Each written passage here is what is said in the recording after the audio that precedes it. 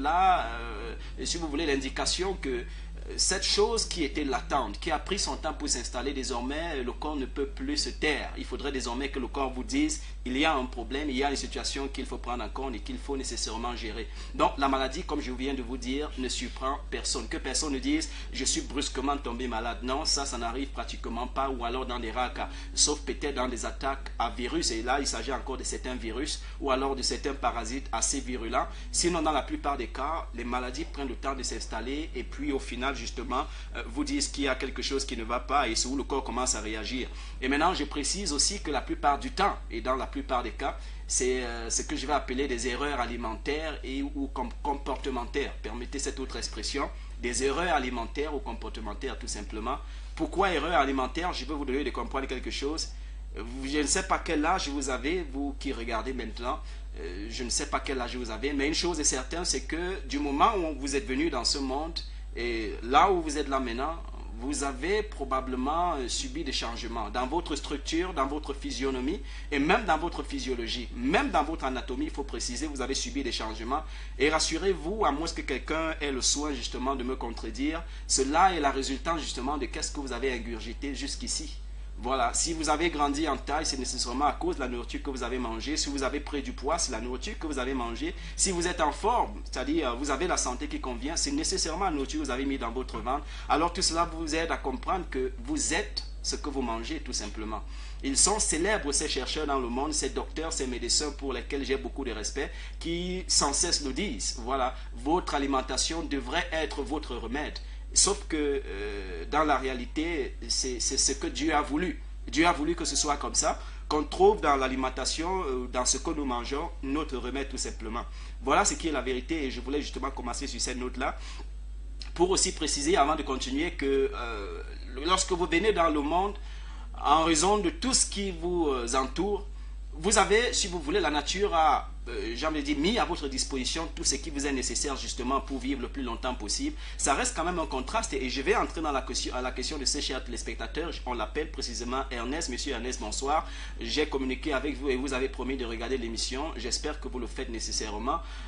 Quelque chose qui attire particulièrement l'attention, c'est que Dieu même est dit que l'homme vivra jusqu'à 70 ans et que le plus vigoureux d'entre eux vivra jusqu'à 120 ans.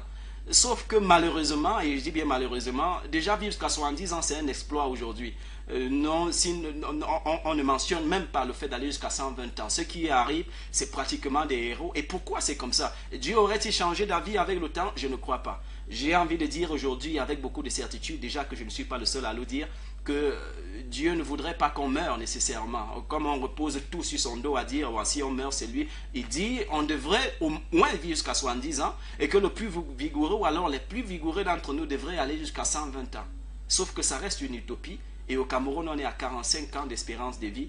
Vous comprenez que ce n'est en rien justement la volonté de Dieu, mais la volonté d'homme. Comme pour dire, nous sommes plus ou moins, ou alors dans la plupart des cas, responsables du fait qu'on meurt peut-être un peu tôt ou qu'on part de ce monde prématurément. Voilà, on va me dire peut-être un accident ou toute autre chose, sauf encore que lorsqu'on entre dans la pratique, lorsqu'on va au fond de la question, on se rend compte que quelque part, l'homme a toujours sa main justement dans ces événements-là.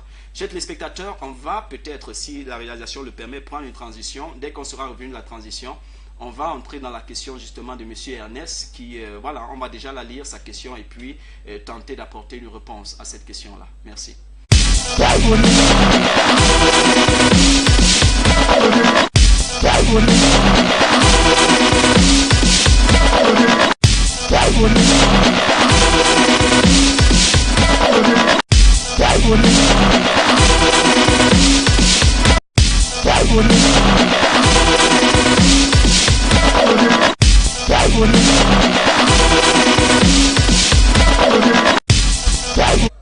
Voilà, on est revenu justement de cette transition. N'hésitez pas, bien que le titre aujourd'hui ne soit pas Allô Docteur, n'hésitez pas à poser vos questions, elles sont la bienvenue. On va prendre la peine comme d'habitude de répondre à ces questions-là, surtout si elles concernent la santé très précisément.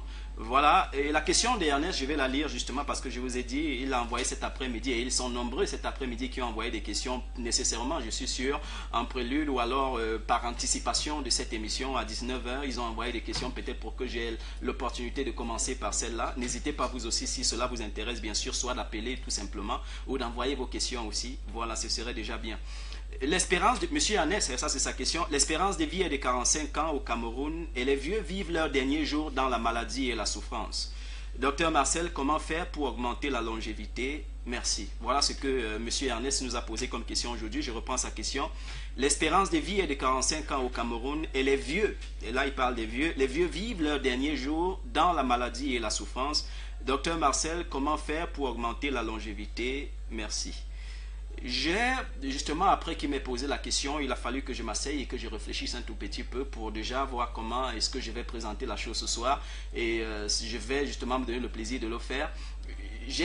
Lorsqu'on a introduit l'émission d'une chose particulière, et je voudrais que M. Ernest, qui regarde en ce moment, il m'a donné l'assurance qu'il prenne cela en compte, c'est que du moment où vous êtes venu dans ce monde et l'âge que vous avez maintenant, vous avez subi beaucoup de changements, qu'il soit physiologique, qu'il soit dans votre physionomie, qu'il soit même dans votre structure.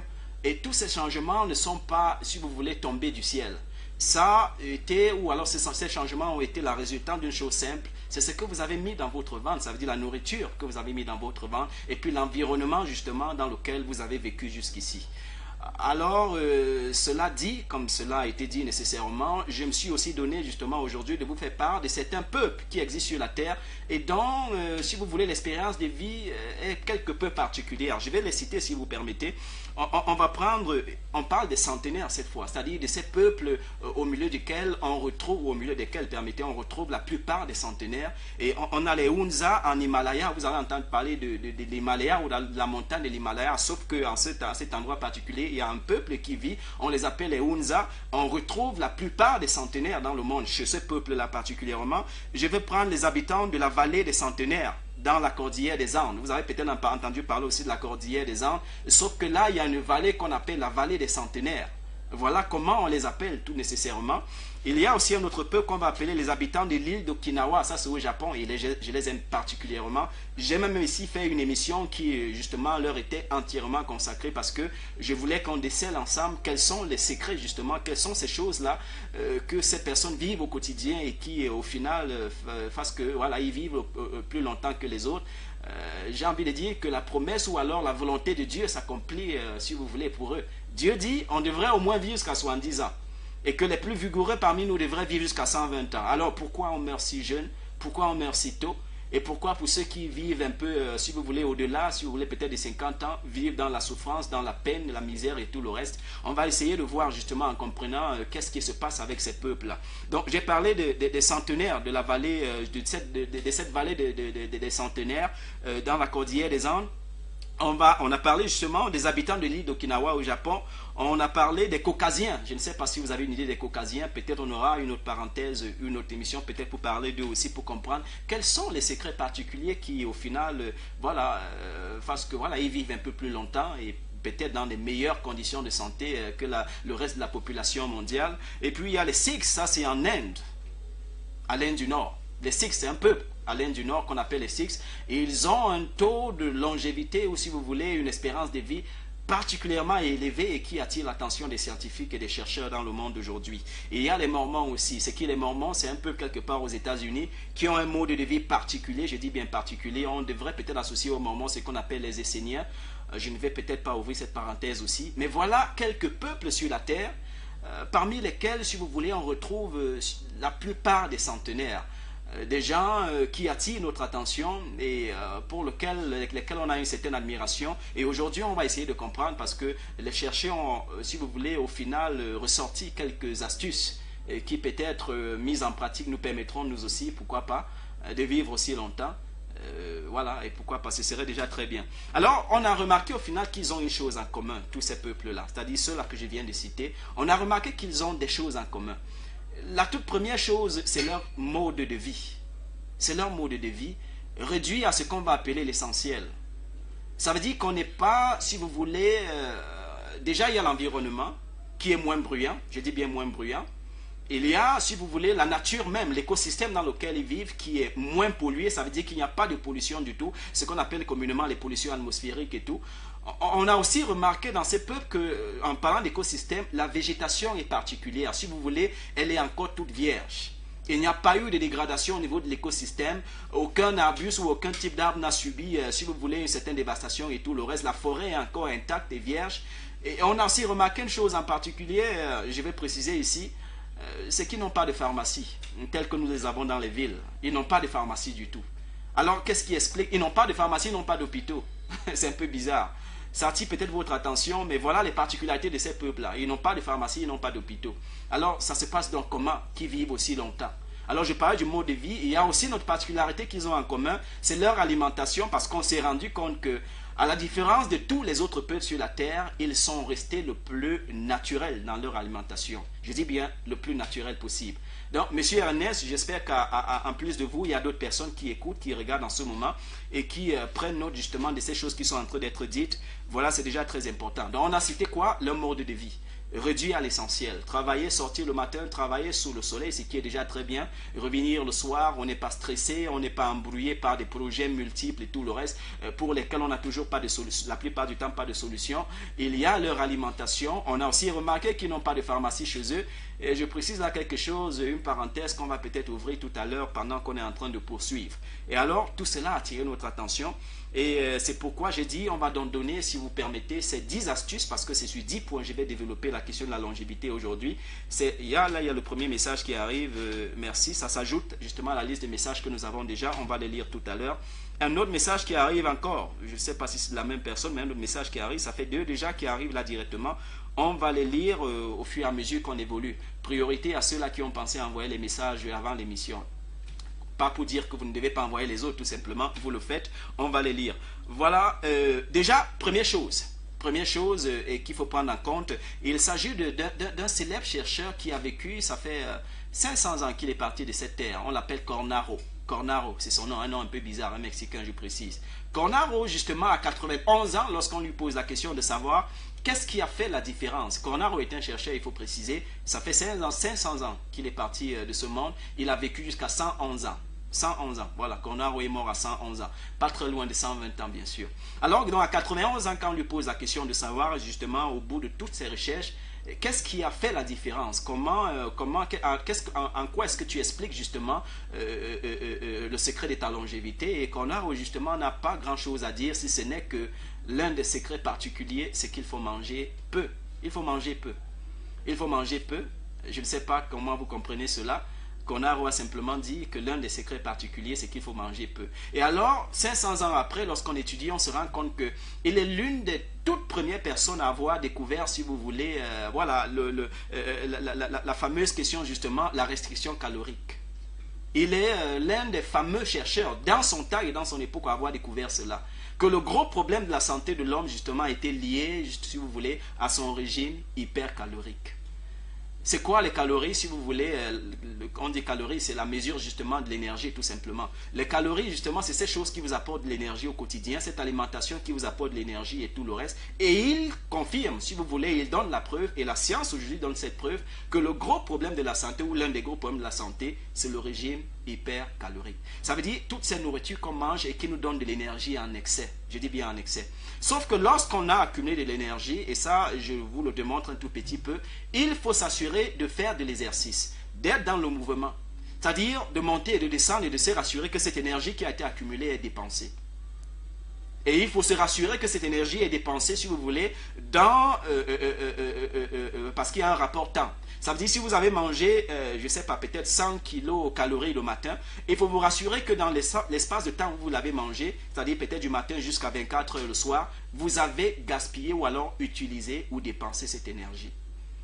Alors, qu'on a fait donc remarquer, si vous permettez, et je continue d'expliquer, que lorsque l'énergie accumulée n'est pas dépensée, le corps n'a de choix que de transformer cette énergie en autre chose. C'est-à-dire, voilà, si vous voulez, la porte de sortie. Le corps, puisque l'énergie n'est pas transformée, n'a pas été dépensée ou utilisée, le corps doit transformer cette énergie en une autre substance, sauf que cette fois, il transforme cette énergie en glucides dans le corps. Et lorsque c'est transformé en glucides, les glucides aussi devraient, si vous voulez, vont dans le magasin et attendre justement que peut-être le lendemain, par un exercice particulier ou un effort particulier, vous dépensiez ces glucides. Sauf que l'homme sédentaire est un homme qui reste sur place. Toujours dans les bureaux, pas très occupé. ou si vous voulez occuper, mais sauf qu'il s'agit là d'une autre occupation, c'est celle qui concerne son mental, c'est-à-dire il utilise sa tête pour travailler. Et alors voilà que cette énergie, une fois encore, n'est pas dépensée. Alors des glucides, cela est transformé en une autre matière qu'on appelle la graisse, tout simplement, les lipides. Et voilà où on tire tous nos problèmes, tout simplement. Parce que lorsque ça devient la graisse, je suis désolé, c'est du mauvais cholestérol, ce qu'on va appeler le fameux cholestérol, qui, s'il n'est pas géré, va justement attaquer vos artères, et si ce n'est non plus géré, on parle d'un problème cardiaque ou alors cardiovasculaire, et plus tard d'un problème lié à la glycémie ou alors au diabète tout simplement. Voilà ce que Conard a trouvé. Donc il fait partie d'une de ces rares personnes là dans son temps, je dis bien ça fait 500 ans qu'il est parti de cette terre, il fait partie d'une de ces rares personnes qui en son temps a découvert ce qu'on appelle la restriction calorique. Et il a donc dit, pour gérer la question justement des calories, il faut manger peu. Il faut éduquer son corps, il faut, si vous voulez, développer une certaine discipline et se rassurer qu'on mange peu. Ça veut dire qu'il ne faut pas donner trop d'informations au corps en même temps. Il vaudrait mieux, ça c'est Conard qui le dit, manger 4 ou 5 fois par jour, mais se rassurer qu'on mange en très petites portions et qu'on se rassure qu'on a digéré une portion avant justement d'ingurgiter une autre. Voilà ce que Conard dit. J'espère que M. Ernest et avec Ernest, toute autre personne qui regarde ce soir, un autre message qui arrive. On va les lire. Voilà, on va les lire. Je commence à remarquer un des noms là. Donc, comme je suis en train de dire, avec Conard, on comprend donc, et c'est lui qui donne cette astuce, il dit, voilà mon secret longévité, ou alors un de mes secrets longévité, je mange très peu, je jeûne de temps en temps. Ça veut dire de temps en temps, je prends le temps de jeûner, ça veut dire de ne rien manger du tout. Et il dit, j'ai donc développé cette discipline, sauf que l'homme charnel, ça veut dire l'homme qui a tout rivé justement sur le plaisir, le bonheur et tout le reste, ne comprend pas comment est-ce qu'on peut vivre sans manger ou alors sans se remplir la panse tout simplement. Ça c'est l'homme charnel, simplement parce que les idées ou si vous voulez l'esprit n'est pas porté à autre chose. Parce que nécessairement lorsque l'esprit ou alors l'attention de quelqu'un est portée à autre chose, les questions d'alimentation ne sont pas, si vous voulez, au rendez-vous tout simplement. Alors avec Conard on comprend que l'un des secrets de longévité c'est la restriction calorique. Et pour vous aider tout simplement, commencez déjà à limiter votre apport en sucre. Et lorsque je parle de sucre, je ne parle pas ici seulement de sucre raffiné que vous allez trouver dans les boutiques et partout ailleurs. Je parle aussi du pain, je parle du riz blanc, je parle, si vous voulez, de toutes ces nourritures dénaturées qu'on retrouve parfois en grande surface. Donc, commencez à limiter votre apport. Je parle aussi des pâtisseries, bien sûr, tout ce qu'on retrouve dans les boulangeries et autres. Je parle des yaourts sucrés, je parle de tous ces aliments-là. Donc, commencez à réduire. Je parle aussi des chocolats, bien sûr. Le chocolat noir, c'est encore mieux. Mais tout autre type de chocolat est aussi à proscrire. Donc, assurer une restriction calorique déjà, si M. Ernest est en train de regarder, vous aiderait, si vous voulez, ou alors aiderait aussi à accumuler ce potentiel de longévité à votre endroit. Donc, voilà, ceci dit, on va poursuivre. Et le deuxième élément, j'espère que peut-être M. Ernest est en train de prendre note. Restriction calorique, voilà le premier élément. Alors, allez dans la nature ou alors dans votre environnement en ce qui concerne votre alimentation et voyez tout ce qui peut, si vous voulez, augmenter la quantité de calories que vous prenez par jour. La science dit, et je le confirme aujourd'hui, lorsque vous prenez des calories, il faut les dépenser. Il faut les dépenser, j'ai envie de dire. Dépensez-les. Par du sport, par de l'exercice, par du mouvement, il faut dépenser ces calories. Si vous les accumulez, ils se transforment en glucides. Quand ils se transforment en glucides et que vous ne les utilisez pas, ils se transforment en graisse. Et quand ils deviennent des graisses, bienvenue les problèmes cardiovasculaires, bienvenue les problèmes de diabète, bienvenue les problèmes de reins, bienvenue même aussi les problèmes de neurones, c'est-à-dire les problèmes liés à votre système nerveux central. Parce que là, le cerveau se nourrit de la graisse, mais d'un type de graisse en particulier. Je ne vais pas ouvrir cette parenthèse aujourd'hui. On les appelle les oméga 3, les fameux oméga 3. Voilà ce qui est le plus important pour le cerveau. Pas la graisse qu'on obtient justement, soit liée à un type d'alimentation en particulier, ou alors à l'accumulation des glucides qui n'ont pas été gaspillés, qui sont devenus des graisses tout simplement.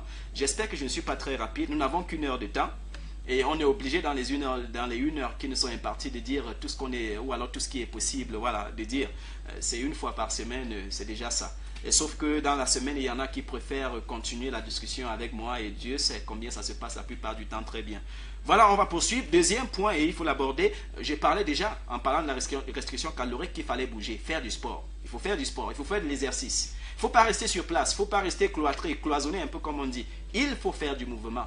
C'est pour ça que vous avez remarqué, nos parents dans les champs, dans les villages et tout, ont cette, si vous voulez, cette faveur particulière de vivre un peu plus longtemps parce qu'ils sont tout le temps en train de faire quelque chose, de l'exercice. On est au champ, on est à la maison, on est quand même de temps en temps occupé à faire quelque chose qui nécessite un certain effort. Ça, c'est des kilocalories, si vous voulez, des calories brûlées. Et du coup, le corps n'aura pas la lourde peine de les emmagasiner. Alors, rester très raffiné, très slimé, comme certaines personnes vont le dire, c'est déjà très bien pour votre santé.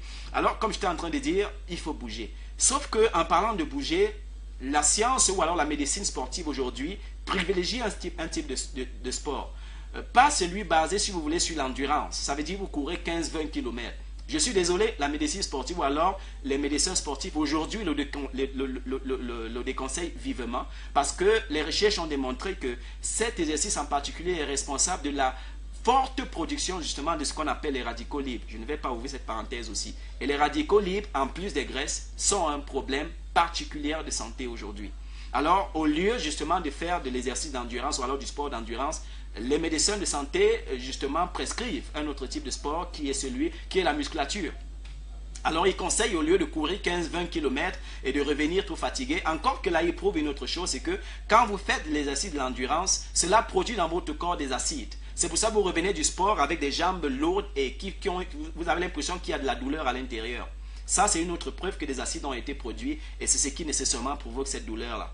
Et là, ça arrive à tous les sportifs de haut niveau, tout simplement. J'étais avec un papa que j'apprécie bien aujourd'hui et je lui parlais de Mohamed Ali.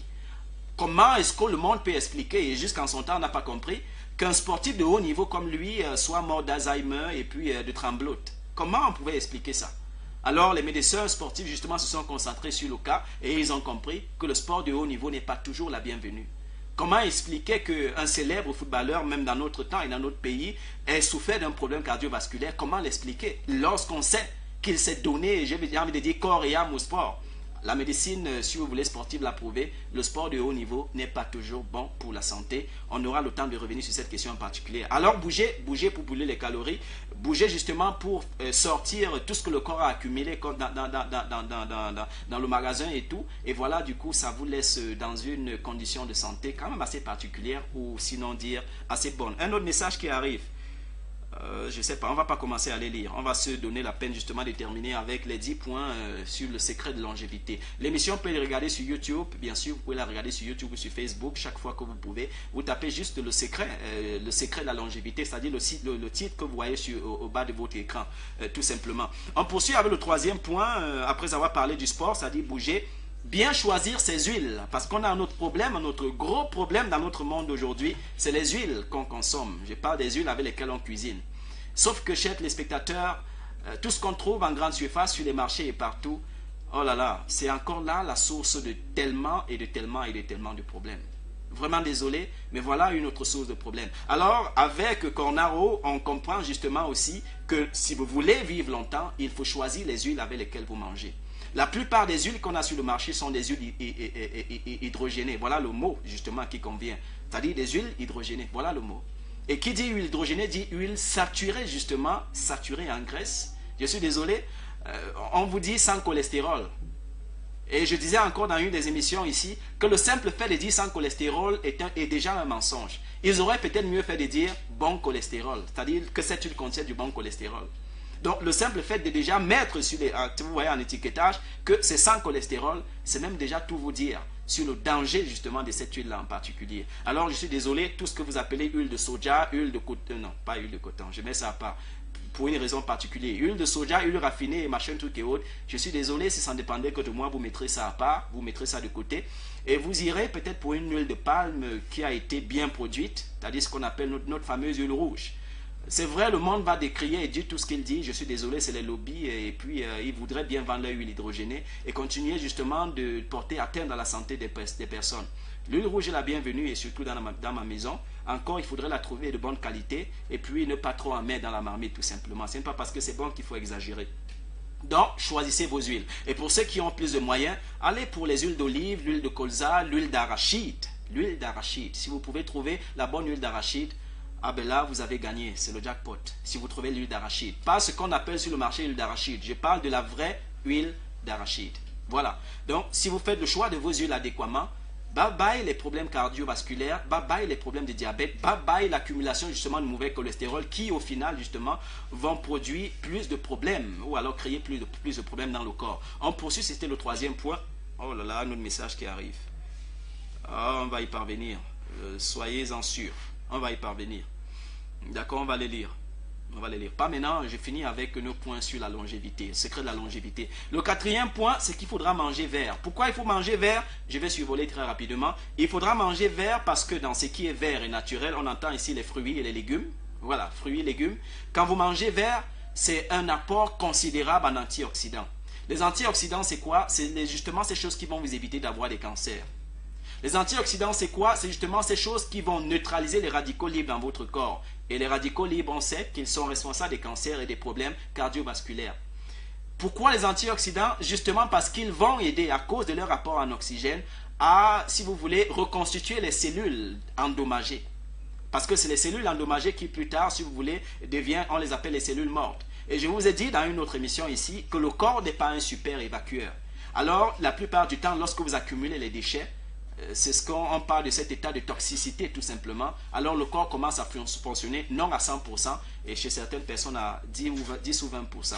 Certaines personnes marchent, c'est des cadavres ambulants tout simplement. Simplement parce que le corps est plein ou bourré de toxines tout simplement. Voilà. Donc comme on a souligné, manger vert. Parce que dans ce qui est vert, fruits et légumes, il y a un apport considérable en antioxydants. Et les antioxydants justement sont toujours ces éléments qui vont considérablement réduire le taux de cholestérol. Du mauvais cholestérol, je précise. Alors, tout ce qui est vert, tout ce qui est fruits et légumes, désormais, avec un peu de sagesse, monsieur Ernest et toute autre personne qui regarde en ce moment, vous serez sage si vous vous concentrez justement sur ces aliments-là en particulier. Et il faut souligner, je parlais de ceux qui regardent les médias étrangers et tout le reste, que la plupart du temps, il y a des publicités qui disent manger 5 fruits et légumes par jour. Vous voyez qu'aujourd'hui, ils commencent à comprendre. On a longtemps cherché très loin ce qui était tout près. Voilà, 5 fruits et légumes par jour. C'est déjà un pas. On va poursuivre le cinquième point qu'on va prendre, faire le plein de protéines. Faire le plein de protéines. Les protéines, c'est quoi? C'est simplement ce qui va constituer votre masse musculaire. Vous savez que le grand magasin des protéines dans votre corps, c'est les muscles. Et la plupart des personnes justement qui ont des problèmes de fonte, si vous voulez, de fonte musculaire ou alors de perte de poids, lorsque vous allez regarder dans le fond, vous vous rendez compte qu'ils mangent peut-être un peu de tout, sauf de protéines dans la plupart du temps. Alors il faut vous rassurer chaque jour d'avoir un apport de protéines. Et ce qui est privilégié en protéines justement, c'est les protéines végétales. Et si vous voulez aller dans les protéines animales, il faudrait peut-être choisir la chair blanche, comme on l'a dit dans une de nos émissions ici. Alors les protéines végétales, vous les connaissez, c'est tout ce qui est haricots, soja et tout le reste. Je parle du soja qu'on retrouve sur le marché, pas de l'huile de soja. Alors, faites le plein de protéines. De temps en temps, rassurez-vous que chaque jour dans votre ration alimentaire, vous avez pris des protéines. C'est très important. Le haricot, c'est déjà la bienvenue. C'est peut-être une des raisons pour lesquelles, permettez, toutes ces personnes qui mangent du haricot chaque jour n'ont pas trop de grands soucis de santé parce qu'il y a un apport en protéines important. Et ce qui fait que lorsque la maladie est là, elle ne les diminue pas nécessairement. Quand je parle de diminuer, je parle de perte de poids. Voilà, parce que les protéines, ça aide à prendre du poids et du bon poids tout simplement. Voilà, on va poursuivre, on était au point 5. Le point 6, justement, il faudra boire suffisamment d'eau. Quelqu'un me disait encore quelque part, c'était hier, que ce n'est pas parce qu'on chante très bien aujourd'hui, mais c'est parce qu'on nous pompe tellement cela dans les oreilles qu'au final, on a l'impression que c'est bien. Alors, je vais continuer à vous dire, chers téléspectateurs, qu'il faut boire de l'eau. Un autre message qui arrive encore. Il faut boire de l'eau, boire suffisamment, 1,5 litre d'eau et demi par jour pour la forme. Au-delà d'1 litre d'eau et demi pour des cas de santé particuliers. Voilà. Et pour ceux qui ont des problèmes particuliers de santé, peut-être liés à la consommation d'eau, vous avez besoin de consulter peut-être un expert pour qui vous dise comment est-ce que vous allez gérer votre ration d'eau journalière. Voilà, c'est déjà important. Ça, c'était le point 6. Le point 7, consommer du sel de bonne qualité. Consommer du sel de bonne qualité, je ne vais pas m'arrêter de le dire. Le sel, l'OMS l'a dit, est, si vous voulez, à la base, je dis bien à la base de pratiquement tous les problèmes cardiovasculaires. C'est pourquoi lorsque vous avez un problème de tension, la première chose qu'on va vous dire, ne mangez plus du sel. C'est-à-dire, mis à part toute autre interdiction, on va vous dire, ne mangez plus du sel. Pourquoi ne mangez plus du sel? Nécessairement parce que celui qui est sur le marché est de mauvaise qualité. Je dis bien de mauvaise qualité, je pèse mes mots. Je dis bien, je pèse mes mots. De mauvaise qualité. Alors, mangez du bon sel, nous l'avons. Ceux-là qui l'ont consommé, qui l'ont déjà consommé, nous l'avons dit ici, notre fameux sel biologique, voilà, on le vend, nous l'avons, je l'ai dit dans une des émissions ici. Ceux qui l'ont consommé jusqu'ici ont donné tout ce qu'il y a comme bon témoignage sur ce sel-là en particulier. Alors, pourquoi pas ne pas vous jeter à l'eau vous aussi et consommer du sel de bonne qualité. J'ai toujours donné cette fameuse image Lorsque vous prenez du sel que vous jetez sur un ver de terre, qu'est-ce qui arrive au ver de terre? Il se découpe en petits morceaux. Il ne se découpe pas parce que voilà, il est devenu tout mou, c'est parce qu'il devient rigide. Le ver de terre pour circuler doit être, c'est pour ça qu'on les appelle des mollusques, il doit être très mou. Alors lorsque vous versez le sel sur lui, il devient rigide. Et quand il devient rigide, il se casse, tout simplement. C'est ce qui arrive au ver de terre lorsque vous versez du sel sur lui. Faites pareil pour l'escargot, faites pareil pour tout ce qui est mollusque. Sauf que dans votre corps, vos veines, vos artères, vos nerfs sont comme des vers. Alors, lorsque vous prenez du sel de mauvaise qualité, peut-être une petite parenthèse encore, le sel blanc que vous trouvez sur le marché et que tout le monde consomme, malheureusement, n'est pas riche en nutriments, ou ce qu'on va appeler les minéraux. Il n'y a ni calcium, il n'y a ni potassium, il n'y a ni sodium, il n'y a ni, le dernier élément, je l'oublie, magnésium, merci beaucoup. Sauf qu'il est enrichi en iode, et cet iode encore se perd lorsque le sel est exposé au soleil, parce que l'iode s'évapore. Donc, cet iode encore se perd lorsque le sel blanc est exposé au soleil. Vous vous rendez compte, quand vous achetez le sel, la plupart du temps, c'est au soleil. Alors, du coup, même l'iode qui était supposé vous apporter quelque chose de bénéfique quand même dans ce fameux sel blanc, il n'y est plus. Alors, vous consommez quoi? Il a un goût acide. Lorsque vous le mettez sur la langue, vous avez l'impression qu'il va vous brûler la langue, c'est-à-dire qu'il va vous couper la langue. Alors, vous l'ingurgitez, parce qu'il est pauvre en nutriments, il ne sera pas digéré. Et parce qu'il n'est pas digéré, il ne va pas perdre son goût acide. Parce que s'il était riche en nutriments, par le fait de la digestion, son goût acide devait être neutralisé. Mais puisqu'il n'est pas riche en nutriments, le corps l'ingurgite et le maintient tel qu'il est dans le corps. Alors il va aller trouver vos veines et vos artères et vos nerfs bien sûr, et il va les endommager. Bienvenue les problèmes de nerfs et tout ce que vous avez comme souci aujourd'hui. Alors consommez du sel biologique. Le sel biologique, vous le voulez, nous l'avons et nous le vendons. Et voilà, ceux qui l'ont consommé jusqu'ici, ils sont nombreux à donner des témoignages particuliers. Merci. Un autre message qui arrive encore. Oh là là, on va les lire. J'ai fini. On est au point 7.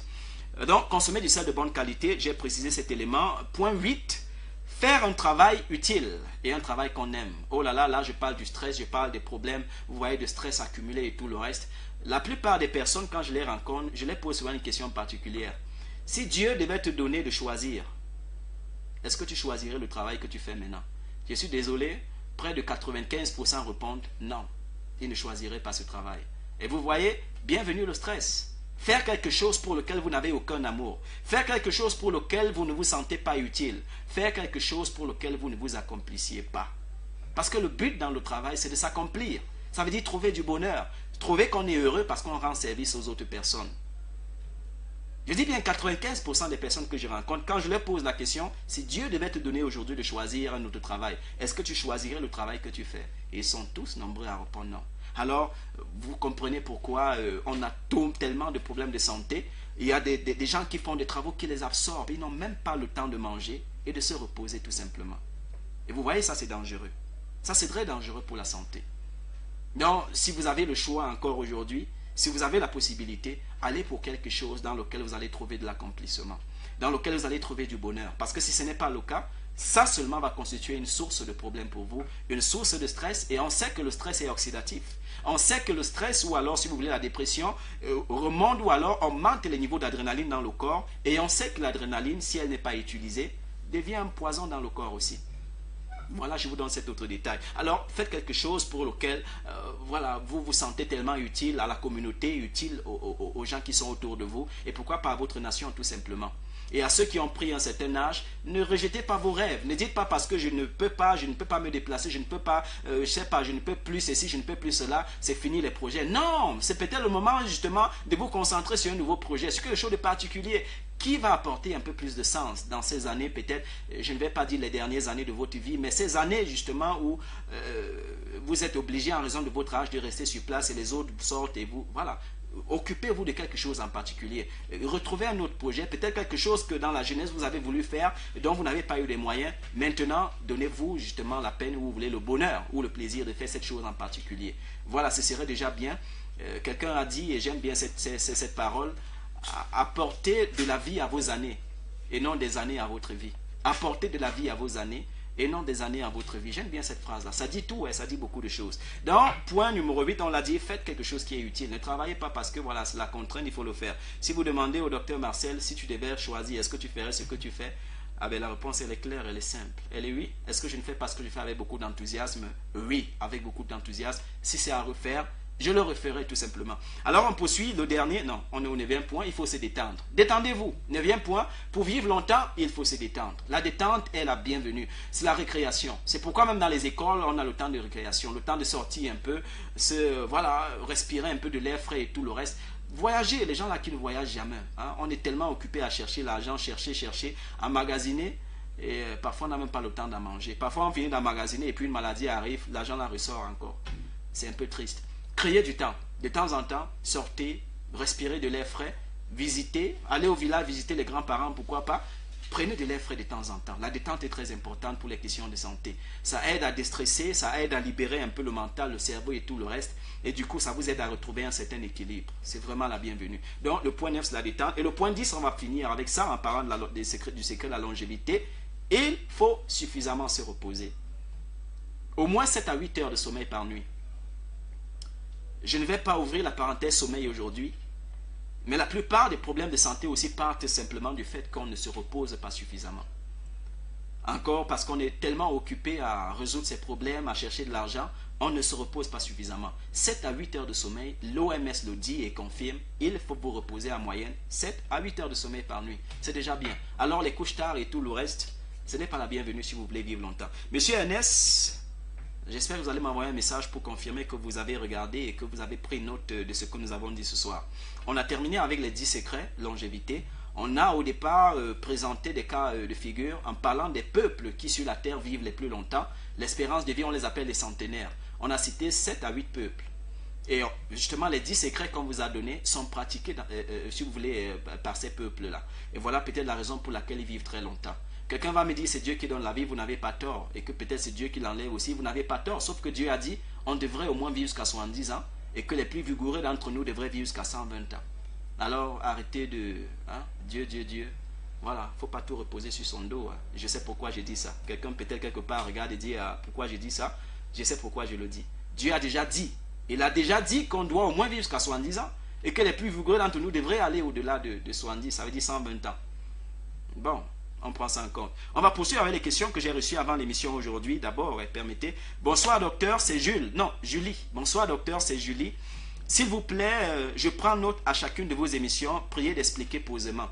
S'il vous plaît, je prends note à chacune de vos émissions. Prière d'expliquer posément. J'espère que j'ai été suffisamment posé aujourd'hui. Je ne sais pas. On n'a qu'une heure. Et en une heure, il faut tout dire. Il faut dire tout ce qu'on a planifié pour la soirée. Donc voilà, je me suis battu et voilà, c'est bon. J'espère que vous avez quand même pris les 10 points. Si vous ne les avez pas retenus, peut-être après l'émission, faites-moi savoir et je vais peut-être voilà, vous donner ces 10 points-là. Celui-ci dit, docteur Marcel, j'ai consommé votre sel, c'est tout ce qu'il y a de meilleur. Maman Judith. Maman Judith, bonsoir. Maman Judith nous dit, et je lis encore son message, docteur Marcel, j'ai consommé votre sel, c'est tout ce qu'il y a de meilleur. Maman Judith. Maman Judith, je sais que maman Judith est quelque part à c'est Thionville ou Thio-Village.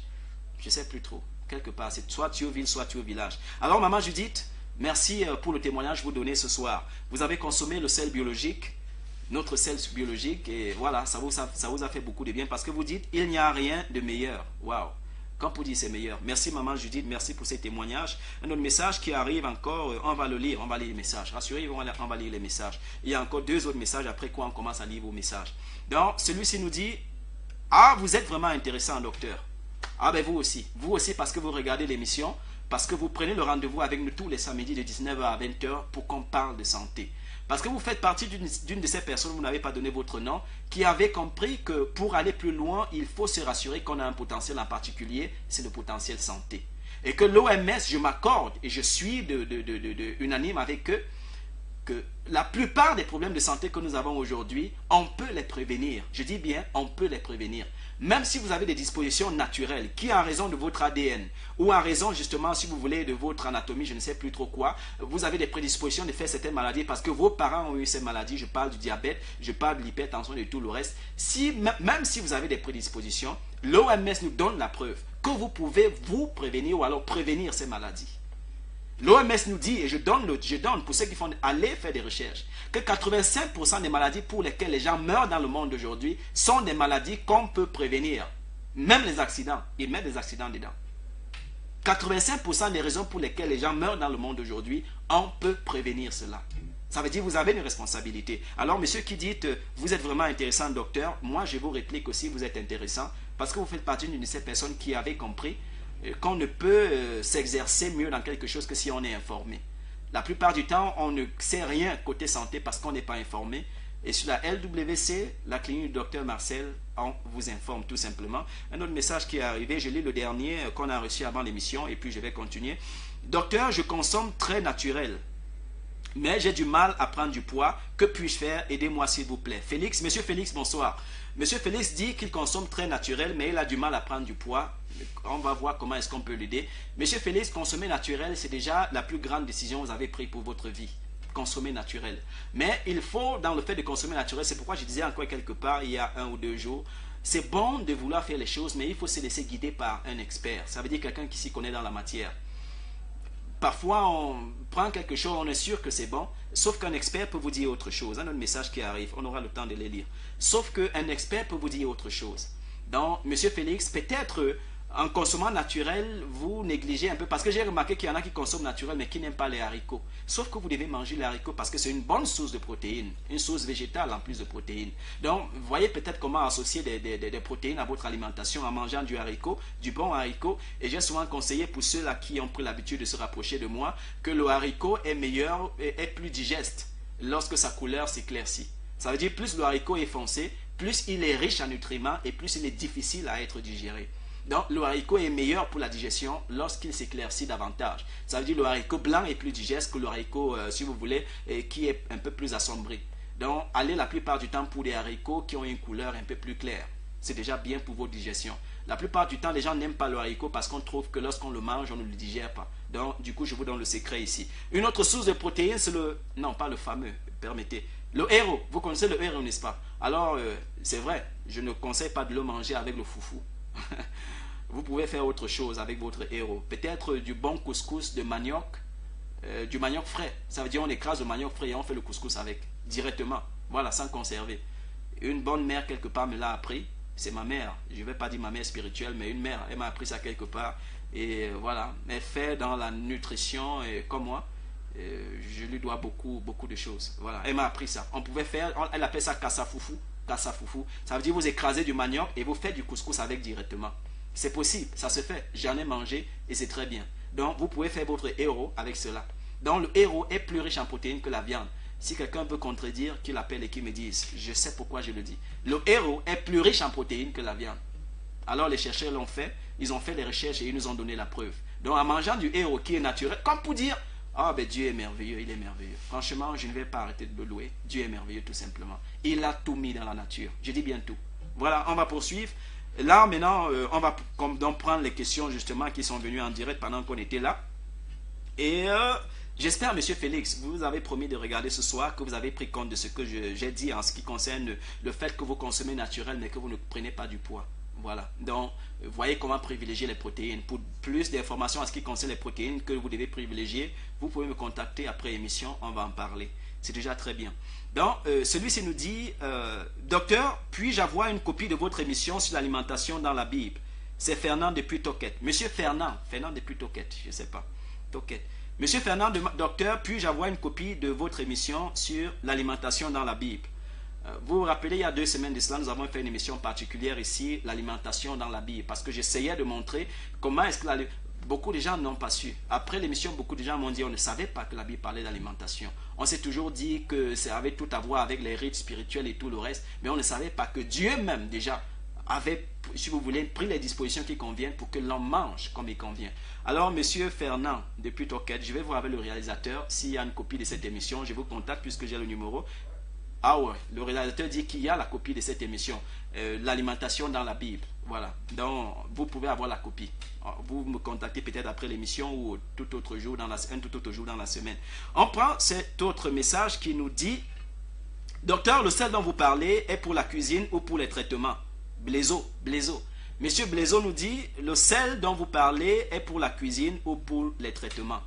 C'est pour tout, c'est pour la cuisine, c'est tellement bon dans les sauces, dans les soupes, dans les malaxés et tout le reste. C'est tellement... J'ai une maman quelque part, je la salue, je profite pour la saluer, je ne sais pas si elle regarde. Elle m'a dit ce sel est doux. Ah ouais, il est doux, voilà. Donc c'est pour la cuisine.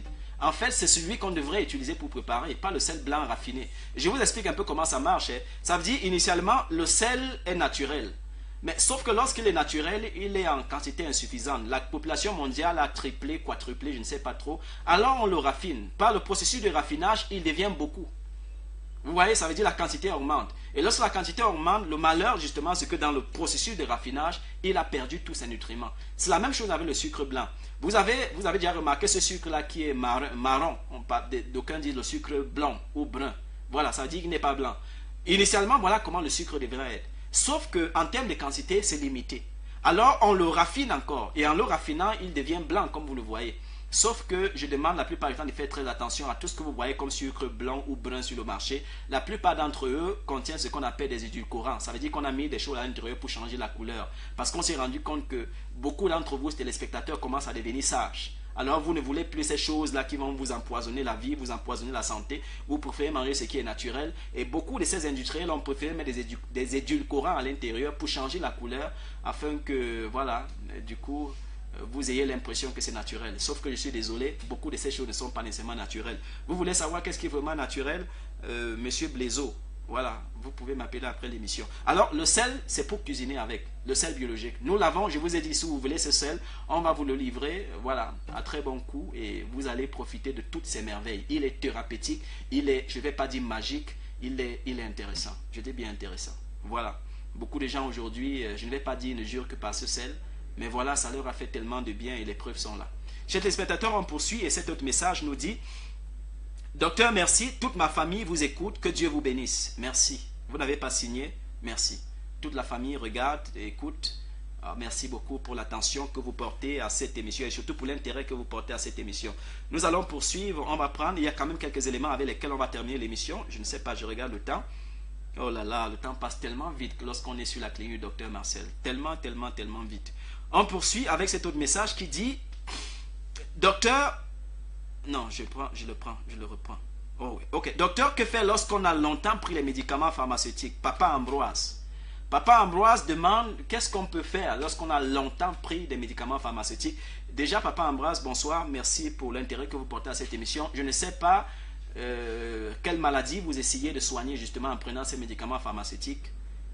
Sauf qu'en parlant des médicaments pharmaceutiques, quelque chose qui attire mon attention, c'est que, s'il vous plaît, faites des recherches, parce qu'au Cameroun, en ce moment, il y a plus de médicaments qui doivent les retirer dans les pharmacies, les médicaments du palu en particulier. Le rapport est sorti, ça fait 2-3 jours.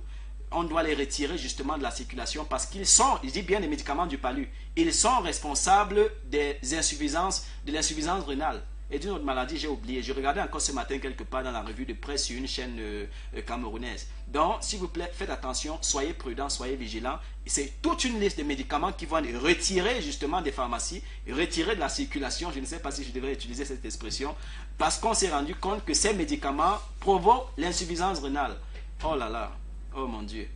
Quelque part, la médecine conventionnelle, je l'apprécie pour certaines choses, sauf que... elle a voulu, par le moyen des pharmacies, des industries pharmaceutiques et tout le reste, augmenter la durée de vie, sauf qu'elle augmente la durée des maladies, tout simplement. Désolé, c'est une parenthèse, c'est juste pour rire. Voilà, donc, Papa Ambroise, je ne sais pas quelle maladie vous avez essayé de soigner jusqu'ici, sauf que je suis une des dernières personnes qui vous dit de manière catégorique, arrêtez vos traitements. Non. Pour arrêter un traitement, j'ai envie de dire pharmaceutique si vous voulez, et puis revenir à ce qu'il y a de naturel, c'est tout un processus. Il faut commencer par le nettoyage, ça veut dire détoxifier le corps et tout le reste. Et il faut aller avec des palliatifs, c'est tout un processus. Donc Papa Ambroise, pour plus d'intérêt dans la question ou alors pour plus de précision dans la question, n'hésitez pas à me contacter tout simplement pour qu'on en parle. Ce serait déjà très bien. On va poursuivre très rapidement. Le sel coûte combien s'il vous plaît? Ça c'est une question que quelqu'un a posée. Le sel coûte combien? Le kilo c'est 5 000. Satisfait ou remboursé. Le kilo c'est 5 000, satisfait ou remboursé. Voilà. Il a dit il est bon, il est thérapeutique, il est... on aurait voulu que je fasse une émission sur ce sel-là tout simplement, peut-être une autre fois. Voilà, notre sel biologique, il vient de France. Il est particulier, il est plus qu'intéressant. Voilà. Tous ceux qui l'ont consommé, quelqu'un a témoigné là en direct, vous avez suivi. Je vais peut-être, non, je ne vais pas retrouver le message là rapidement. Il a dit il n'y a rien de meilleur. Madame Judith, voilà, Madame Judith de Toka a dit qu'il n'y a rien de meilleur comme ce sel. Voilà, vous le voulez, vous contactez le docteur Marcel. Lorsque vous l'aurez mangé, vous allez me dire tout ce que ça va faire dans votre corps. C'est satisfait ou remboursé, je précise. Peut-être le samedi prochain, Dieu aidant, on va parler du sel et d'une eau particulière que nous sommes en train de faire qui a apporté beaucoup de choses positives dans la santé des personnes. L'eau ionisée, l'eau alcanisée ionisée. Voilà. L'eau alcanisée ionisée, nous l'avons fait, nous la faisons. Elle est particulière. Elle traite pratiquement 16 maladies. Samedi prochain, on va en parler. On l'a fait, le litre c'est 5000. Vous voulez l'essayer, vous appelez le docteur Marcel. Elle est particulière cette eau. Voilà. Quelqu'un dans la semaine m'a envoyé une question en ce qui concerne les pertes blanches. J'ai discuté avec la personne, sauf qu'aujourd'hui, je vais quand même ouvrir une parenthèse. On a Ovigil. Ovigil, c'est un produit maison. Il n'y a rien de meilleur. Non, je dis qu'il n'y a rien de mieux, si vous voulez, pour les questions de pertes blanches. Toutes celles qui ont utilisé Ovigil m'ont appelé pour me dire merci. S'il y a quelqu'un qui regarde en ce moment qui a utilisé Ovigil pour les problèmes de pertes blanches, des mangeons, manger un truc, si vous voulez appeler, s'il vous plaît, appelez. Appelez pour rassurer les téléspectateurs. On a un produit particulier qu'on appelle Ovigil pour tous les problèmes de pertes blanches et des mangeaisons vaginales et tout le reste. Un autre message qui est arrivé, on va quand même poursuivre. On poursuit. Le sel coûte combien? Je viens de vous dire 5000 francs le kilo. Vous pouvez l'utiliser longtemps. Vous savez, le sel blanc, quand vous l'utilisez, vous mettez, comment je vais dire, toute une poignée dans la marmite. Et jusque-là, ça ne suffit pas toujours. Il faut encore doser le cube pour apporter un peu de goût. Oh, quel malheur. Après, quand vous ratez même et que la sauce se gâte, ça devient tellement acide que vous êtes obligé de la verser. Et du coup, ceux qui ont consommé le sel de mer témoignent, on n'a pas besoin de... On a mis un tout petit peu et le goût est déjà là. Ça remplace le cube, ça remplace, voilà, tous ces... on les appelle comment? Ces améliorateurs de goût, voilà. Ça remplace tout ça, tout simplement. Donc le sel de mer est disponible, encore disponible pour le moment. Donc n'hésitez pas, le stock est illimité. Ça veut dire, tant que vous en aurez besoin, il y aura. Tous ceux qui ont consommé continuent de témoigner. Si vous pouvez témoigner en direct, je parle de toutes ces personnes qui ont consommé ce sel. S'il vous plaît, appelez ou envoyez un message pour témoigner. Comme ça, les autres vont savoir que c'est sérieux ce qu'on dit ici. Ok, on va poursuivre avec notre message qui dit, on a donné le prix du sel, 5000 au kilo. Le demi-kilo, c'est 2500. Il est thérapeutique, il est... voilà, on poursuit. Bonsoir, monsieur. Vous pensez quoi les produits amincissants? Nathalie. Nathalie dit, je pense quoi? Oh là là, j'ai oublié de mettre ce téléphone sur vibreur. Je prends quand même l'appel. Oh là là. S'il vous plaît, appelez de nouveau, s'il vous plaît. C'est un appel, appelez, s'il vous plaît. Voilà, je suis encore là. Avec la grâce particulière du réalisateur, je suis là. 5 minutes, je ne sais pas trop, mais je suis là, permettez. Ok, on poursuit. Voilà, Nathalie demande, Madame Nathalie, permettez. Nathalie demande, bonsoir monsieur, vous pensez quoi des produits amincissants? Je ne peux... Ok, on le prend. Allô? Oh là là, j'espère que vous ne bipez pas, s'il vous plaît. À défaut de biper, vous pouvez envoyer un message. S'il vous plaît. Voilà, à défaut de biper, vous envoyez un message. Donc, Madame Nathalie, je pense quoi des produits amincissants? Rien de bien, personnellement, rien de bien. Pas parce que je fais le marketing de quoi que ce soit, mais je suis de ceux-là qui pensent que le corps, il ne faut pas le brutaliser. Sauf que les produits amincissants brutalisent le corps. C'est-à-dire tout ce que vous trouvez en grande surface dans... Je suis désolé, il faut que je le dise. Le corps, il faut le gérer comme on gère un enfant. Il faut aller au fur et à mesure. Vous ne vous levez pas un matin, et sauf qu'encore, malheureusement, tous ces produits amincissants, vous les prenez sans le conseil ou les conseils particuliers justement d'un expert qui puisse vous dire, monsieur ou madame, voici, en plus du fait de prendre ces produits amincissants, voici comment est-ce que vous devez adapter une alimentation particulière. Vous voyez? Donc, du coup, madame Nathalie, je n'y pense rien du tout. Voilà, vous voulez maigrir, maigrissez naturellement, ça veut dire en suivant les procédés naturels, tout simplement. Voilà, c'est comme ça, ce serait déjà très bien. Un de ces procédés naturels. Ah, il y a maman Marie appelle. Madame, allô, bonsoir. Bonsoir. Oui, maman, comment vous allez? Ça promet un peu. Ça promet un peu, maman. Un peu. Ouais, mais notre traitement là, ça marche quand même un peu, n'est-ce pas? Un peu. Oh là, au fur et à mesure, n'est-ce pas? Ça promet un peu. D'accord, d'accord. Non, c'est déjà quelque chose. S'il y a un pas en avant, c'est déjà quelque chose. Je suis très fier que vous appelez. Je savais que vous deviez appeler aujourd'hui. Voilà. Non, je suis content, plutôt ravi que vous me fassiez savoir que le traitement, quand même, il y a un signe. Donc, s'il y a un signe, c'est un espoir qu'on va aller jusqu'au bout. D'accord. Voilà. Sinon, comment va papa à la maison? On va se voir mardi. Non, c'est le pied là qui me fait tout mal. D'accord, on va gérer ça. On se voit mardi, vous avez dit? Oui. D'accord. Je viens à la prière mardi. Ah, vous venez à la prière mardi? Oui. D'accord, merci beaucoup, maman Marie. Merci pour votre appel. Ok. Oh, d'accord. Oh, Maman Marie dit elle va venir à la prière mardi. Le pasteur, je suis docteur et pasteur aussi. On a un groupe de prière qui siège tous les mardis et tous les vendredis. Un groupe de prière très particulier dans lequel il se passe tellement de bonnes choses côté enseignement. Voilà. Je vais pas parler de miracles ici. Tellement de bonnes choses côté enseignement. Alors si ça vous dirait de justement, pourquoi pas, je vous invite à ce groupe de prière tous les mardis et tous les vendredis, 17h, 18h. C'est tellement intéressant, je dis bien tellement intéressant que il se passe beaucoup de choses. Voilà. Donc, pourquoi pas. Venez aussi, s'il vous plaît. On poursuit avec... Ah, il y a cet appelant. On prend cet appel. Allô, bonsoir. Allô, bonsoir. Oui, bonsoir, monsieur. Comment vous allez? Oui, moi c'est Roland. Ok, monsieur Roland. Vous êtes la bienvenue. Oui, j'ai des problèmes d'insomnie là, je ne parviens pas à dormir. Qu'est-ce qu'il faut faire? Ok, vous avez les problèmes d'insomnie, vous ne parvenez pas à dormir. Oui, D'accord. Il y a un autre problème. Sinon, vous raccrochez, je réponds très rapidement. D'accord. Vous raccrochez, je réponds très rapidement. Merci. D'accord.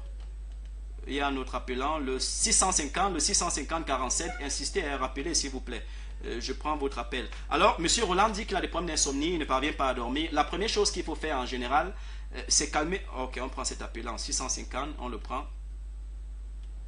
Allô, bonsoir. Oui, comment vous allez?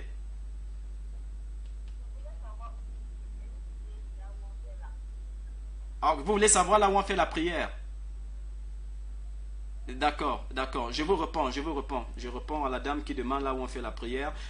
C'est à la 5e rue Printemps. 5e rue, 5e rue Printemps, au quartier Nylon. Vous voulez savoir davantage, vous vous appelez peut-être, je vous appelle après l'émission pour vous donner plus de détails. Donc, on prie tous les mardis et tous les vendredis de 17h à 18h. Rassurez-vous, Maman Marie vient d'appeler, elle a dit qu'elle sera là mardi. Elle sait ce qui s'y passe en général. C'est tellement bien. Et Dieu soit loué justement. Pour ce groupe de prière, on l'appelle le groupe de prière Le Sauveur. GPS, groupe de prière Le Sauveur. Et voilà, c'est plein d'enseignements, plein d'édifications, plein d'encouragements et plein de témoignages aussi, heureusement. Voilà, on poursuit, c'était une parenthèse, ce n'était peut-être pas l'occasion d'en parler, mais voilà, il a fallu que je le fasse parce que Maman Marie a attiré mon attention sur cela. Donc, on poursuit avec les messages, aucun message sur MTN, on continue sur Orange, voilà, on poursuit. Le dernier, nous l'avons lu, je ne sais pas, c'était peut-être...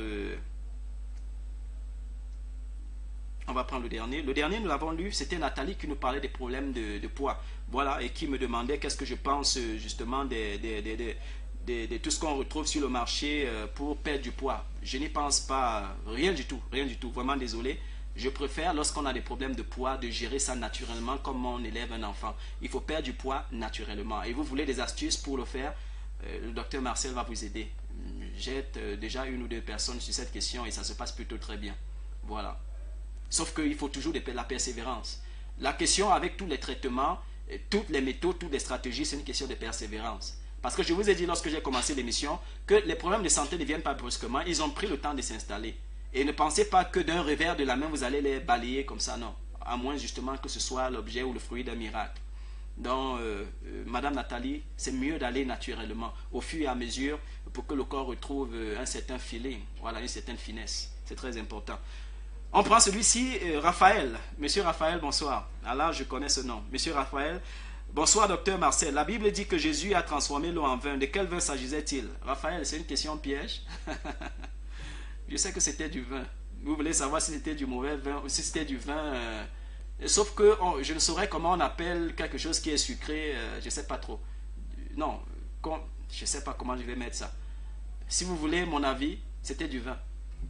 Peut-être ça saoulait. Je ne sais pas. Je ne sais pas. Sauf que je peux prouver que le vin a quelque chose de bénéfique, un apport bénéfique dans le corps.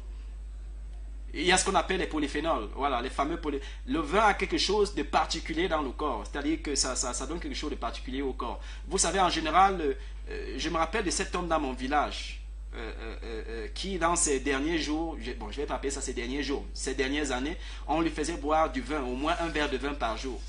La science prouve qu'un verre de vin par jour... Non, je ne parle pas de vous, hein, Raphaël. Voilà, il y a un autre appel. Allô, bonsoir. Oh là là, il est parti. S'il vous plaît, vous rappelez, s'il vous plaît. Ah, c'est monsieur Roland. Je suis sûr que c'est Roland. Je n'ai pas répondu à sa question. Je parlais, Roland, pour les questions d'insomnie, voilà, d'essayer déjà de calmer les méninges. Parce que la plupart du temps, l'insomnie vient du fait que vous avez accumulé tellement d'informations dans la tête et ces informations, lorsqu'elles ne sont pas, si vous voulez, bien gérées, la nuit, vous avez du mal à trouver du sommeil nécessairement parce qu'il faut que la tête ait fini de gérer tout cela. Donc, première chose que vous pouvez faire, c'est de calmer les méninges. Et un des secrets, si je vais donner une seule astuce ici, après l'émission, vous pouvez me contacter pour que je vous dise davantage. Prenez de l'oignon ou de l'oignon, je ne sais pas comment vous l'appelez, ou c'est l'oignon ou c'est l'oignon, découpez en petits morceaux, mettez dans une bouteille d'eau. Laissez que ça passe un peu de temps dans cette eau et puis buvez-la le soir avant d'aller vous coucher. Quelque temps, peut-être 2 heures de temps avant d'aller vous coucher. Ça va aider ainsi à calmer les méninges et à vous, si vous comprenez, réduire un peu le taux d'acidité et tout le reste. Ça veut dire rendre le corps, le potentiel d'hydrogène du corps un peu alcalin. Et dans ce repos du corps, vous pourrez peut-être trouver un bon repos et un bon sommeil. Donc, commencer à calmer les méninges, c'est déjà la bienvenue. Donc, je vous ai dit comment le faire. Découpez les oignons ou l'oignon, un seul ça suffit, mettez dans 1 litre d'eau, laissez que ça passe un peu de temps dans l'eau et puis buvez cette eau-là, pas 1 litre, hein, voilà, buvez cette eau une bonne partie avant d'aller vous coucher, au moins 2 heures de temps avant d'aller vous coucher, ça va calmer les méninges et voilà, peut-être favoriser le sommeil. À part ça, il y a des dérivés de valériane et tout le reste, c'est des choses que si vous en avez particulièrement besoin, vous me contactez après l'émission, on va en parler, ce serait déjà très bien. Voilà. Sinon, j'ai donné un détail ici, une astuce, c'est déjà très bien. Donc, évitez aussi, ça c'est pour Monsieur Roland, de manger et d'aller vous coucher immédiatement.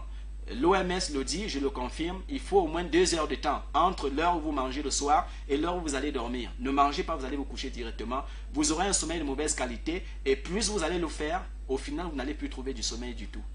Voilà, donc Monsieur Roland, si vous voulez davantage de détails, voilà, peut-être après l'émission, on peut en discuter. J'étais en train de discuter avec Monsieur Raphaël. Le vin que Jésus a transformé, l'eau que Jésus a transformée en vin, était-il est-ce que ça avait de l'alcool? Je ne sais pas. Oui, moi je crois. Parce que je me rappelle lorsqu'il va aux noces de Cana, on lui dit quelque chose de particulier aux noces de Cana, c'est qu'il a, en général, on donne le vin nouveau. Voilà. Non, en général, on donne le vieux vin. Et lorsque les gens ont suffisamment bu, on leur donne le vin nouveau. Voilà. On sait qu'ils sont déjà sous nécessairement. Sauf que là, on a gardé le bon vin, c'est-à-dire le vieux vin jusqu'au bout. Et je sais que quand on parle de vieux vin, ça saoule. Désolé. On prend cet appel. Allô, bonsoir. Allô, bonsoir.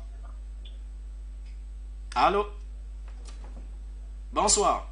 Oh là là, l'appelant est parti. Le 694 23. Rappelez s'il vous plaît, 694 23, rappelez. Raphaël, je ne sais pas si j'ai répondu. Je sais que dans ces récits, on nous parle d'avoir gardé le bon ou le vieux vin jusqu'au bout. Et je sais que c'est qui est vieux saoul. Et le Christ donne encore, il dit on ne met pas du vieux vin dans dans des vieilles outres. Non, on ne met pas du vin nouveau dans des vieilles outres. Et ouais, il donne une illustration comme ça et ça me laisse quand même de comprendre qu'il savait de quoi il parlait exactement. Je parle de vin, je ne parle pas de bière. Ok. Monsieur Raphaël, j'espère que vous avez compris. Je parle de vin, je ne parle pas de bière. Alors on me dit que l'émission est terminée. Permettez, cher réalisateur, par la grâce de Dieu, pour Dieu, que je finisse un message. Après, je suis parti. Ok. Celui-ci nous dit, moi c'est Maître Mathias. Aïe, aïe, aïe, Maître Mathias, bonsoir, depuis Bafoussam. Merci pour l'émission. J'ai pris note de vos conseils. Merci, docteur. Maître Mathias, merci beaucoup. Merci pour l'intérêt justement que vous portez vous aussi à cette émission. Merci pour les notes que vous avez prises. Merci beaucoup, Maître Mathias, d'avoir regardé. Un très grand bonsoir à vous et surtout... Celui-ci nous dit, donc vous comptez vivre jusqu'à 120 ans, doc. Ya le père. Romuald, pasteur Romuald. Pasteur Romuald me demande si je compte vivre jusqu'à 120 ans. À votre avis, pourquoi pas? Il y a tellement de choses à profiter dans cette vie. Pourquoi pas? J'ai envie de dire, et je réitère cela avec ma dernière énergie, si on vit moins qu'on ne vit aujourd'hui, la preuve elle est simple, c'est que l'espérance de vie en Europe est plus élevée qu'en Afrique. Pourquoi moins élevée en Afrique à cause de nos conditions de vie? Comme pour dire, le fait que vous viviez longtemps ou moins longtemps ne dépend pas nécessairement de Dieu, mais de vous, parce que Dieu l'a déjà dit, qu'au moins 70 ans, et au-delà de ça, 120 ans. Sauf qu'il y a encore des peuples sur la terre, j'ai cité tous ces peuples, il y a des centenaires chez eux. La science l'a démontré. Aujourd'hui, tous les chercheurs et les docteurs dans le monde s'érivent vers ce peuple-là pour les étudier parce qu'on veut comprendre c'est quoi le secret. Qu'est-ce qui explique qu'ils vivent autant longtemps? Sauf que dans la plupart des cas, ce n'est même pas des chrétiens, comme vous et moi. Alors, ça m'aide à comprendre qu'on a peut-être négligé des détails qui aujourd'hui nous coûtent la vie et qui nous coûtent très cher. Parce que les questions de santé, aux États-Unis, le deuxième budget après l'armée, c'est la santé. En France, c'est en train de le devenir. Au Cameroun, c'est en train de prendre de l'ampleur parce que les prévisions sont, j'ai envie de dire, terribles. Voilà. Donc, frère Romuald, pasteur Romuald, Je sais que c'est toi, voilà. Est-ce que je vais vivre jusqu'à 120 ans? Tout me dit que c'est possible. Voilà. On va poursuivre et on va prendre celui-ci. C'est peut-être le dernier message avant qu'on ne parte d'ici. C'est Monsieur Jean. Monsieur Jean nous dit: bonsoir docteur Marcel. J'ai un sérieux problème. Un côté de mes... Ah ben je vais prononcer le mot. Hein. Un côté de mes testicules me fait très mal et après une échographie, il en sort que c'est une inflammation de l'épidémie. Ah, je sais de quoi il s'agit. Une inflammation de l'épididyme. Voilà. Non, de l'épididyme, exactement. Je ne sais quoi faire. Aidez-moi s'il vous plaît. Monsieur Jean, je sais de quoi il s'agit. Je sais de quoi il s'agit exactement. Voilà. Après l'émission, puisqu'on me dit que c'est terminé, après l'émission, je vais, peut-être pas ce soir directement, c'est à vous, si vous permettez, peut-être de me contacter pour qu'on en parle. Donc, Monsieur Jean, celui qui répond au 694. Oh, il y a eu un autre appel. S'il vous plaît, ne bipez pas, pardon. Ou vous envoyez des messages tout simplement. Donc, il y a, voilà, Monsieur Jean, sinon aujourd'hui, pourquoi pas demain, si le problème est sérieux, voilà, pourquoi pas me rencontrer pour qu'on en parle, ce serait déjà très bien. Ah, je regarde... Ah ben je crois qu'on a fini avec les messages. Et je crois aussi qu'on a fini avec l'émission. Chers téléspectateurs, je vais devoir partir. Et je ne vais pas partir sans donner mes conseils habituels. Votre vie ne compte pas seulement pour vous. Elle compte aussi pour ceux qui sont autour de vous. Votre santé ne compte pas seulement pour vous. Elle compte pour ceux qui sont autour de vous. Parce qu'il se fait que, en parlant de vie, lorsque vous mourrez, vous n'allez pas vous enterrer seul. Les gens vont aller vous enterrer. Et ça leur coûte du temps. Ça leur coûte de l'argent, ça leur coûte tellement de choses à aller le faire. Et parfois, lorsque vous avez vécu tellement longtemps, on a du plaisir à le faire parce qu'on va célébrer la vie. On va dire, oh ben, celui-ci a vécu longtemps sur la terre et voilà, finalement, il s'en va, peut-être à 90 ans, 100 ans. On ne pleure pas beaucoup, comme quelqu'un revient d'un deuil, il m'a fait part. On ne pleure pas beaucoup parce qu'on dit, mais ah ben, il a eu du temps. Il a vu une ou deux choses, il a fait une ou deux choses et voilà, il peut partir se reposer en paix. Mais lorsque vous allez prématurément, ça fait souffrir. Ça, et encore, le problème la plupart du temps, c'est même pas d'aller prématurément, c'est d'avoir souffert d'abord avant de partir. Les questions de nutrition, les questions de santé et tout le reste n'ont rien à voir avec le fait que, oh, mais c'est encore que c'est terminé, permettez que je donne mes derniers conseils, voilà, n'ont rien à voir avec le fait qu'au final nous allons tous mourir. Non, le problème ce n'est pas de mourir. Si je devais mourir à 100 ans, et que vous aussi vous mourrez à 100 ans, et qu'entre temps la qualité de vie n'a pas été bonne, vous avez vécu dans la misère, dans la souffrance, dans la douleur, et qu'entre-temps, je n'ai rien connu de tout cela, c'est vrai, la grande question, c'est où est-ce que je vais après la mort. Mais sauf qu'avant cela, la qualité de vie, ça compte aussi. Alors, comme j'étais en train de dire, vos questions de santé ne vous concernent pas seules. Parce que quand vous êtes malade, les frères viennent, les sœurs viennent. Si vous êtes marié, votre épouse ou votre époux, vos enfants, tout le monde est dans le désarroi à cause de cela. Alors, si l'OMS dit que la plupart des maladies peuvent être préservées, on peut faire quelque chose pour ne pas en souffrir, vous devez prendre cela en compte. Je dis bien, vous devez prendre cela en compte. Si l'OMS dit aussi que la plupart du temps on décède des maladies parce qu'on les a négligées lorsqu'on les a eues, vous devez donc comprendre que lorsque vous souffrez, c'est votre responsabilité et peut-être votre droit aussi parce que c'est vous qui avez les moyens de tout faire justement pour éradiquer cela. La plupart du temps en raison du fait qu'on ne veut pas dépenser, qu'on a plus le cœur sur l'argent qu'on ne devrait. On souffre d'une maladie, elle s'installe et le jour où on décide d'aller se soigner, malheureusement vous arrivez et vous trouvez, vous allez rendre la vie difficile et compliquée au docteur. Parce que du coup, il ne sait pas où mettre la tête. Je ne vais jamais oublier cet homme-là, avec lequel je suis allé à Botanic Choice, où je travaille et je consulte de temps en temps, pour qu'on fasse son bilan de santé. Et le bilan, j'ai dit, je ne savais pas par où je vais commencer, parce qu'il était malade de la tête jusqu'aux pieds. Tous les indicateurs étaient négatifs, au rouge, comme on dit en général. Et je lui ai dit, monsieur, vous avez fait une chose, c'est que ce n'est pas aujourd'hui que vous êtes tombé malade. Vous avez laissé que cela prenne, c'est-à-dire que cela vous envahisse. Et vous arrivez aujourd'hui, ça devient compliqué. Mais Dieu aidant, il y a toujours une solution quelque part. Et voilà, si l'option finale n'est pas la mort nécessairement, il y a toujours une solution. C'était le secret de longévité. À la question de savoir si je vais vivre jusqu'à 120 ans, ah ben oui, bien sûr. Ah oui, il y a encore tellement de choses qui vont arriver sur la terre. Pour ceux qui regardent ou qui pensent autrement, moi je pense différemment. Voilà, je vais vivre longtemps. Je vais vivre. Voilà, je vais partir. Je vais vous laisser dans les bonnes grâces et les bonnes faveurs de Dieu. Que le Dieu fidèle qui vous a maintenu, préservé jusqu'aujourd'hui, fasse encore pareil pour vous. Et qu'on prend ce dernier appelant. Réalisateur, je prends mon dernier appel et puis je suis parti. Voilà. Allô, bonsoir. Allô, bonsoir. Parlez, s'il vous plaît. Allô? S'il vous plaît, vous parlez? Bon, je ne sais pas. La personne a peut-être juste appelé pour... Allô? Ah ok, rien du tout. Veuillez patienter. Votre correspondant est en ligne et vous reprend dans quelques instants. Non, je ne vais pas pouvoir patienter. Vous rappelez après l'émission. Ok, je suis parti. Merci pour le rendez-vous que vous avez respecté aujourd'hui. C'était voilà, intéressant à cause de vous, grâce à vous. Et toute gloire à Dieu.